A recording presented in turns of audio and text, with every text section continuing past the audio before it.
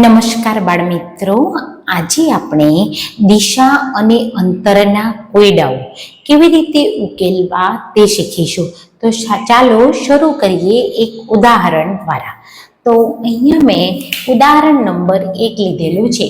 પાર્થ ઉત્તર દિશામાં મુખ રાખીને ઊભો છે. ત્યાંથી તે જમણી બાજુ 6 કિલોમીટર ચાલે છે. ત્યારબાદ જમણી બાજુ 5 કિલોમીટર ચાલે છે. ફરીથી જમણી બાજુ વળીને 6 કિલોમીટર ચાલે છે. તો પહેલો પ્રશ્ન, હવે તે મૂળ સ્થાનથી કેટલો દૂર હશે? બરાબર. તો આપણે સૌથી પહેલા તો પહેલા પ્રશ્નનો જવાબ આપવાનો પ્રયત્ન કરીએ. તો ચાલો બાળ મિત્રો બરાબર સમજો કેવી રીતે આ પ્રશ્નને ઉકેલવો. તો અહીંયા પાર્થ ઉત્તર દિશામાં મુખ રાખીને ઊભો છે. તો આપણે આવું શીખી ગયા, બરાબર ને? આપણી દિશાઓ, તો આ ઉત્તર, આ દક્ષિણ, આ પૂર્વ અને આ પશ્ચિમ. આવું તમને મેં પહેલા વિડીયોમાં દિશા, ખૂણા, પેટા દિશા ખૂબ સરળ રીતે સમજાવી છે. તો હજુ જો પહેલો વિડીયો ના જોયો હોય તો પહેલા ભાગ 1 જોઈ લેજો. ચલો, તો અહીંયા આ રીતની 4 દિશા છે. ઉપર ઉત્તર, નીચે દક્ષિણ, આપણો જમણો હાથ હોય એ પૂર્વ અને ડાબો હાથ હોય એ પશ્ચિમ. બરાબર. બીજો, પાર્થ ઉત્તર દિશામાં મુખ રાખીને ઊભો છે. તે માની લો કે અહીંયા પાર્થ ઊભો છે, બરાબર ને? પાર્થ ઉત્તર દિશા, એટલે આ ઉત્તર દિશા છે. મુખ રાખીને ત્યાંથી તે જમણી બાજુ, હવે મેં તમને શીખવાડ્યું હતું કે જ્યારે દાખલામાં જમણી બાજુ આવે ત્યારે તમારે ઘડિયાળના કાંટાની દિશામાં ભમવાનું અને વળવાનું આવે ત્યારે કાટ ખૂણે વળવાનું, બરાબર સમજાવી છે. તો ચાલો, અહીંયા ઉત્તર દિશામાં મુખ રાખીને અને જમણી બાજુ, એટલે આ આપણી જમણી બાજુ હજુ તો ચાલે છે, બરાબર ને? તો જમણી બાજુ 6 કિલોમીટર ચાલે છે. એટલે અહીંયા મેં શું લખ્યું? અહીંયા પાર્થ ઉત્તર દિશામાં મુખ રાખીને ઊભો હતો, જમણી બાજુ એટલે ઘડિયાળનો કાંટો આમ જ જાય, બરાબર ને? જમણી બાજુ સીધું ચાલે છે. જુઓ તો સીધું આપણે જમણી બાજુ 6 કિલોમીટર ચાલે છે બતાવ્યું. ત્યારબાદ જમણી બાજુ 5 કિલોમીટર ચાલે છે. હવે એને જમણી બાજુ ચાલવાનું એટલે વળવાનું આવે. તો ઘડિયાળના કાંટાની દિશામાં જમણી બાજુ આવે ત્યારે તમારે ઘડિયાળના કાંટાની દિશામાં, તો ઘડિયાળના કાંટાની દિશા આમ જાય. હવે એ જમણી બાજુ કેટલા છે? 5 કિલોમીટર ચાલે છે. ફરીથી જમણી બાજુ વળીને 6 કિલોમીટર ચાલે છે. હજુ અહીંયાથી વળવાનું છે, પણ કઈ બાજુ? જુઓ, જમણી બાજુ. તો જમણી બાજુ એટલે ઘડિયાળના કાંટાની દિશામાં, તો ઘડિયાળનો કાંટો આમ જાય અને અહીંયા 6 કિલોમીટર ચાલે છે, બરાબર. જુઓ, તો આપણે પહેલા તો આકૃતિ દોરી, અને આકૃતિ દોરતા વખતે પણ મેં સમજાવ્યું હતું પહેલા ભાગમાં કે 6 કિલોમીટર વાળું જેટલું લીટું બતાવો એટલું જ અહીંયા બતાવવાનું છે, નાનું બતાવી શકાય નહીં. તો આ થઈ ગઈ આપણી આકૃતિ. ઓકે. તો હવે તે મૂળ સ્થાનથી કેટલો દૂર હશે? તો આ શું છે? એનું મૂળ સ્થાન. અને મૂળ સ્થાનથી આર્યું અંતર માપવાનું છે. જુઓ, તો હવે તો તમે કહી શકો કે કયો આકાર બન્યો? કયો આકાર બન્યો? લંબચોરસ. તો લંબચોરસમાં આ 6 કિલોમીટર, આ 6 કિલોમીટર, તો આ 5 કિલોમીટર હોય તો આ પણ કેટલું હોય? 5 કિલોમીટર હોય. તો પાર્થ પોતાના મૂળ સ્થાનથી કેટલો દૂર હશે? તો અહીંયા પ્રશ્ન આપે છે. એ 5 કિલોમીટર, બી 6 kilometre, C 11 kilometre, D 17 kilometre. તો આપણો શું જવાબ બનશે? એ 5 કિલોમીટર દૂર હશે. બરાબર. પહેલો પ્રશ્ન આ રીતે ઉકેલવાનો. ચાલો, બીજો પ્રશ્ન. પાર્થ પોતાના મૂળ સ્થાનથી કઈ દિશામાં હશે? પાર્થ પોતાના મૂળ સ્થાનથી, એટલે મૂળ સ્થાન તો આ છે ભાઈ, અને એ સ્થાનથી કઈ દિશામાં હશે? તો જો અહીંયાથી આપણે આમાં ટપકા કરીએ. હતો ઉત્તરમાં ઊભો તો ને, પણ હવે ક્યાં આવી ગયો છે? એ તો આ છે પાર્થનું મૂળ સ્થાન. અને હવે એ કઈ દિશામાં છે? તો આ ઉત્તર હોય, અને જો આ નીચે તરફ જતી હોય તો એની દિશા કઈ થઈ જાય? તો મૂળ સ્થાનથી એ કઈ દિશામાં હોય? દક્ષિણ દિશામાં હશે. બરાબર. તો બીજા પ્રશ્નનો જવાબ શું આવશે? તો પાર્થ પોતાના મૂળ સ્થાનથી દક્ષિણ દિશામાં હશે. હવે જો આપણને ત્રીજો પ્રશ્ન આમ પણ પૂછે કે પાર્થનું મુખ કઈ દિશામાં હશે? જો આવો પ્રશ્ન પૂછે તો તમારે કેવી રીતે જવાબ આપવાનો? તો જુઓ, પાર્થનું મુખ, હવે પાર્થ અહીંયાથી ચાલ્યો, આમ આવ્યો, તો હવે આમ જાય છે, બરાબર ને? આમ તો આમ એટલે કઈ દિશા? પશ્ચિમ દિશામાં. તો પાર્થનું મોઢું પણ કઈ બાજુ હોય? તો પશ્ચિમ દિશામાં હોય. તો પાર્થનું મુખ કઈ દિશામાં હશે? તો પાર્થનું મુખ પશ્ચિમ દિશામાં હશે. સમજ પડે છે બાળ મિત્રો? જો આમાં મેં 3 પ્રશ્નોના જવાબ આપ્યા.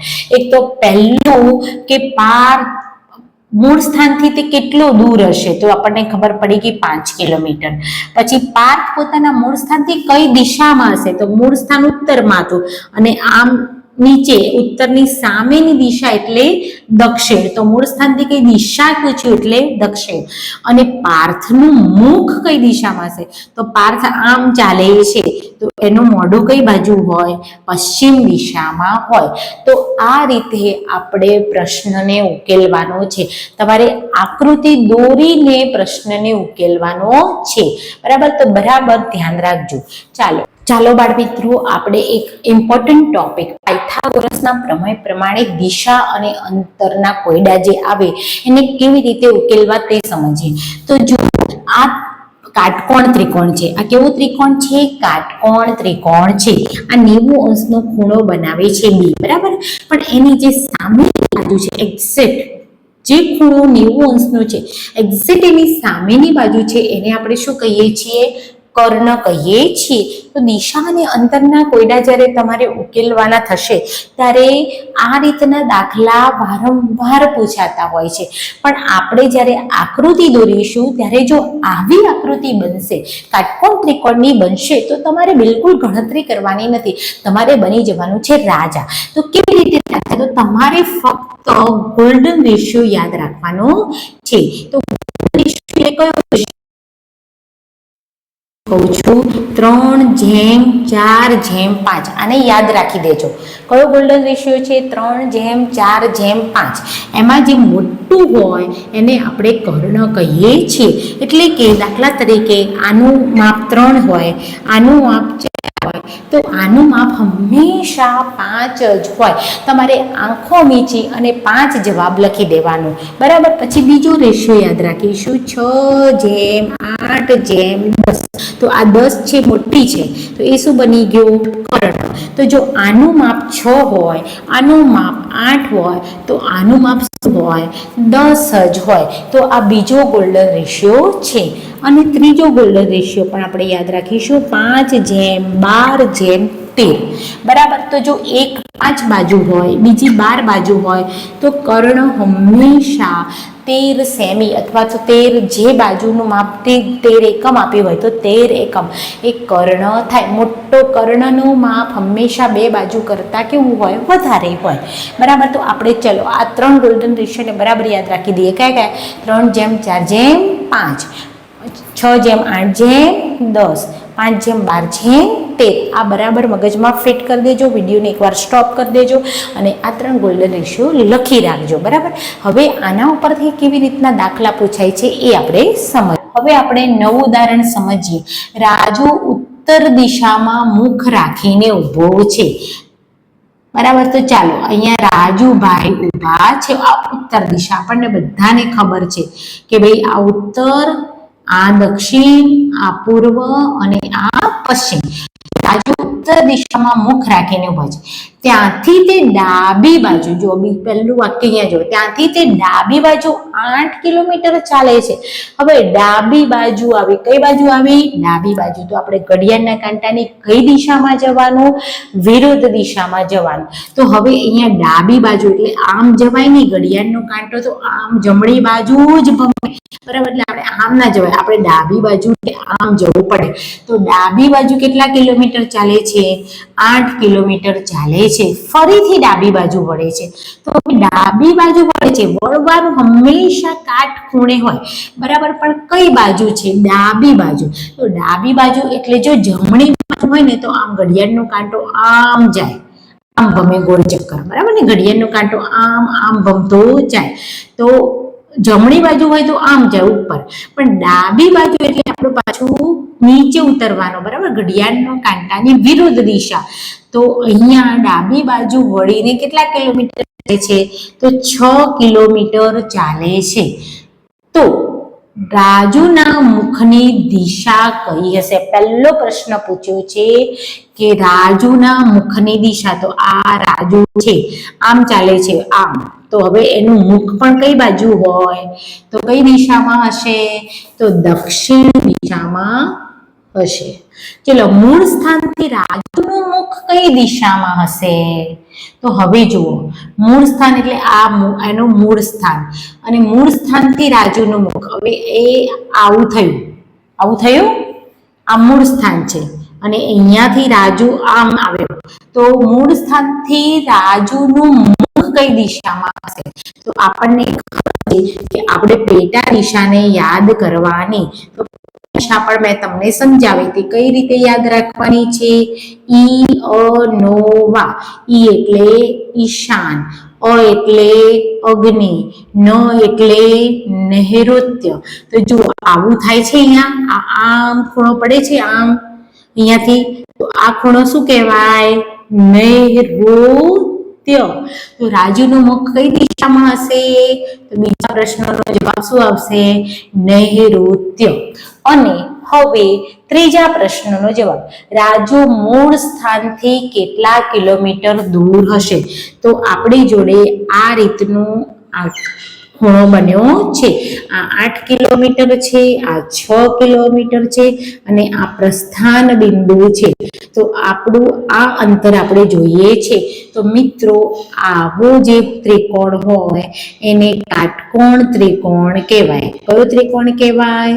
કાટકોણ ત્રિકોણ કહેવાય. અને કાટકોણ ત્રિકોણમાં હંમેશા 90 નો જે ખૂણો બનાવતી હોય એની સામેની બાજુને આપણે કર્ણ કહીએ છીએ. તો જો આ કાટખૂણો બનાવે છે એની સામેની બાજુ આ જે ખૂણો છે, દાખલા તરીકે આ ખૂણાનું ત્રિકોણનું નામ એબીસી આપ્યું છે, તો અહીંયા એસી જે છે એ શું છે? કર્ણ બને છે, બરાબર. અને આ આપ્યું છે 8 કિલોમીટર અને આ આપ્યું છે 6 કિલોમીટર. તો અહીંયા મારે તમને બાળકો ખૂબ સારી રીતે સમજાવવું છે, બરાબર ધ્યાન આપજો. કાટકોણ ત્રિકોણ જ્યારે પણ દાખલામાં આવે તમારે ત્યારે આવા ગોલ્ડન રેશિયો યાદ રાખવાનો છે. તો ગોલ્ડન રેશિયો આ રીતે છે. પહેલો તો 3:4:5. બીજો ગોલ્ડન રેશિયો છે 6:8:10. આના ડબલ, 3ના ડબલ 6, 4ના ડબલ 8, 5ના ડબલ 10. તો અહીંયા પણ જુઓ કાટકોણ ત્રિકોણ બન્યો છે, દેખાય છે બધાને? તો તમે કહેશો હા. તો અહીંયા કાટકોણ ત્રિકોણની સામેની બાજુ એટલે આ શું બની? કર્ણ. તો કર્ણ આવે એટલે તમારે આમ તો સૂત્રની મદદથી દાખલો ગણવો પડે, પણ આપણે એવું ગણવાનું નથી, કારણ કે એમાં ઘણી બધી વાર થાય અને છતાંય તમે ભૂલ કરો. આપણે ફક્ત ને ફક્ત ગોલ્ડન રેશિયો યાદ રાખવાનો. તો આપણો ગોલ્ડન રેશિયો 6:8:10. તો આ 6 છે, 8 છે, 10. તો આપણો ગોલ્ડન રેશિયો 6:8:10 પ્રમાણે આ શું થાય? તો રાજુ એના મૂળ સ્થાનથી કેટલા કિલોમીટર દૂર હોય? તો 10 કિલોમીટર દૂર હોય. ચાલો નવું ઉદાહરણ સમજીએ. રમેશ ઉત્તર દિશા તરફ જોઈ રહ્યો છે, એટલે અહીંયા માની લો કે રમેશ ઉત્તર દિશા તરફ જોઈ રહ્યો છે, બરાબર. તો ત્યારબાદ તે 180 ઘડિયાળના કાંટાની વિરુદ્ધ દિશામાં ફરે છે. તો આપણે આવો જ્યારે દાખલો પૂછાય, ફરવાનું, કાંટો ફરે છે 180 તો ખૂણો, ત્યારે આપણે આવી 4 દિશાઓ તો આપણને ખબર છે, આ ઉત્તર છે, આ દક્ષિણ છે, આ પૂર્વ છે અને આ પશ્ચિમ છે. હવે રમેશની વાત કરીએ જો, તો તે 180 જો ઉત્તર દિશા તરફ જોઈ રહ્યો છે, તે 180 ઘડિયાળના કાંટાની વિરુદ્ધ દિશામાં.